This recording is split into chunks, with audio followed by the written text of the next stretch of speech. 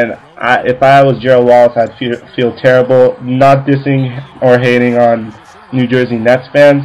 It's just how I see the trade in general. I agree 100% on that. Alright, so let's move on to the next trade.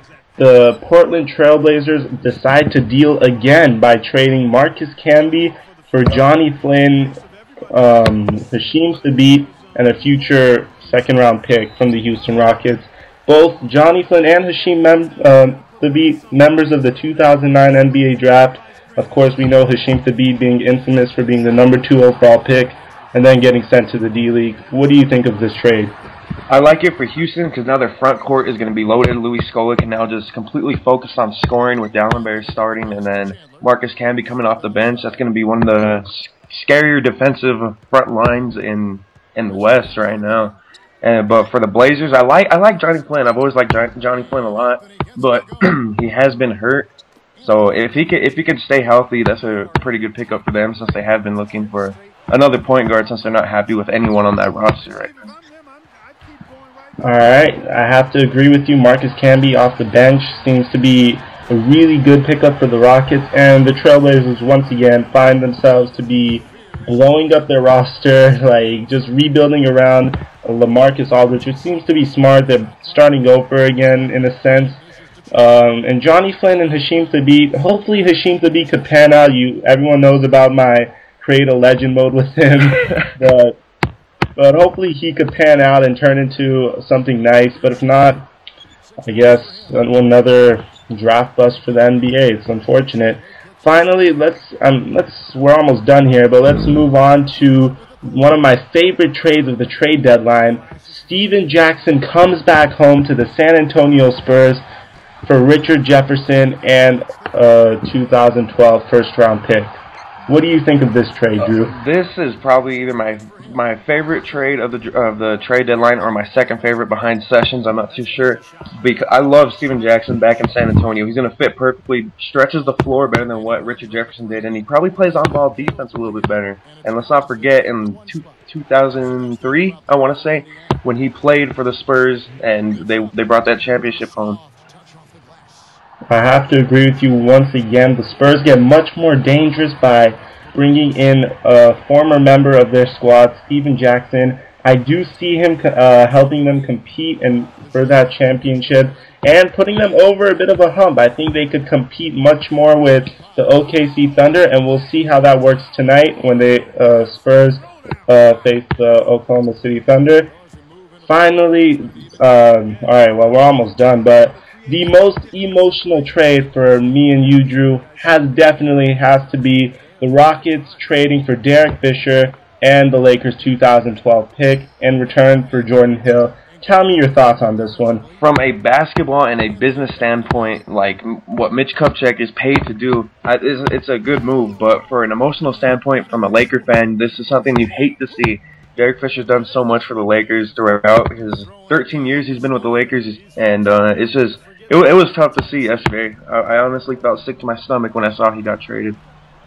Honestly, I do have to agree. From a basketball standpoint, I do have to give this trade like a B, a B+. Jordan Hill coming off the bench for Andrew Bynum, that's actually really good. It still gives us that size, so that's amazing. Jordan Hill is 6'10", and he is a lottery pick in the 2009 draft. But if you ask me, again, very, very emotional. Derek Fisher getting traded for Jordan Hill. He done so much for our franchise, and they are negotiating a buyout for him. But do not expect him to come back to the Lakers. I'm telling you this one more time. Yeah, it sucks. Let's move on to the final trade of the deadline, and pretty. I don't know how to describe this trade, but it's a three-way trade between the Washington Wizards, the Denver Nuggets, and the Clippers. The Wizards acquire Nene, Brian Cook, and a draft pick. The Nuggets acquire JaVale McGee and Ronnie Turioff, and the Clippers acquire Nick Young. What do you think of this one? I like it for all parties involved. I'll start with the Wizards. The Wizards get a veteran center, Nene, and then a draft pick. Brian Cook's just pretty much a throw-in. We all know that here. But Nene is a quality center when he's engaged. But so far this year, he has been lacking on the rebounding and defensive side of things. And if he can improve that, that's going to be a good pickup alongside John Wall. And then for Denver, JaVale McGee, he has so much potential. He's just been under a bad environment, I think, with the immature Washington Wizards team. And if you get him under George Karl, a veteran coach, someone who really knows how to control his players, look at what he did with J.R. Smith and such in the past. I think he could flourish. And Turiaf, just another great body off the bench, a high-energy guy. But the Clippers, I honestly think they did the worst out of this trade. I know people are going to disagree with that, but Nick Young is averaging. The Nick Young trade, I think, is probably the worst out of these three. I know people are going to disagree with that, but in my opinion, he's just a chucker. He averages, I think, around 15, 16 points a game, and only 1 assist. That's terrible when he plays no defense whatsoever. I'm just, I'm glad he went to the Clippers now. Kobe will be guarded by Nick Young, but that's about it. As a Laker fan, I have to agree with that one. But the Clippers do seem more dangerous on paper. You have to remember, they only gave up Brian Cook in a draft pick, so that's amazing value for just a player that played below average minutes for the Clippers. And they didn't get a player that could back up Chauncey Billups when Chauncey Billups is fully healed, and a good piece for the future. The Nuggets acquiring JaVale McGee, I can't really comment on because there's been a lot of questions about JaVale McGee's work ethic this year, so I really don't know how that's going to turn out. But the Wizards acquiring Nene, John Wall must be celebrating somewhere, popping some champagne, because we all know JaVale McGee lacked work ethic. There's an infamous video on YouTube about him refusing to run in practice. Is there really? I never saw that. Oh, in general, yeah, there is. But in general, I have to say this trade does work out for all parties and all teams, and we'll see how that works out for the Clippers.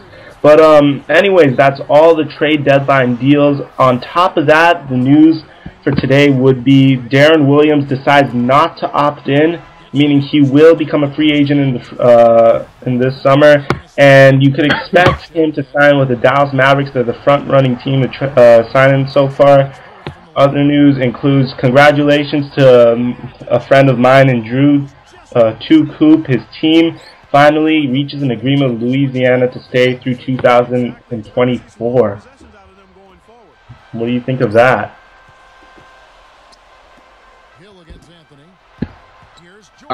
They have a great base there.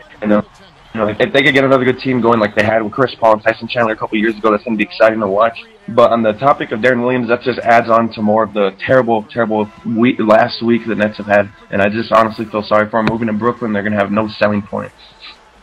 I have to agree with you on that one. But besides that, let's just go through all the news really quickly. The Rockets waive Terrence Williams. They're negotiating a buyout with Derek Fisher. And is there anything else that we really missed out on? That's basically all I've got. Alright, so Drew, if you would you like to tell my channel why they should check your channel out? If you really enjoy 2K and Call of Duty gameplay, especially Call of Duty, I do put in some sports games, but I'm mainly Call of Duty. If you enjoy some beastly Call of Duty gameplay, then come check me out for sure. Drew has an association gameplay going on, a fantasy draft with the Los Angeles Lakers, which is very interesting. You guys should check that out. But besides that, it's your boy Mim signing out. I'd like to thank Drew for coming on to this channel and going over the trade deadline and recapping everything that happened over the crazy trade deadline. No problem. Thanks for having me, Doug. Alright, man. I'll see you on Xbox Live. We'll play some Call of Duty tonight. Alright, later. Later.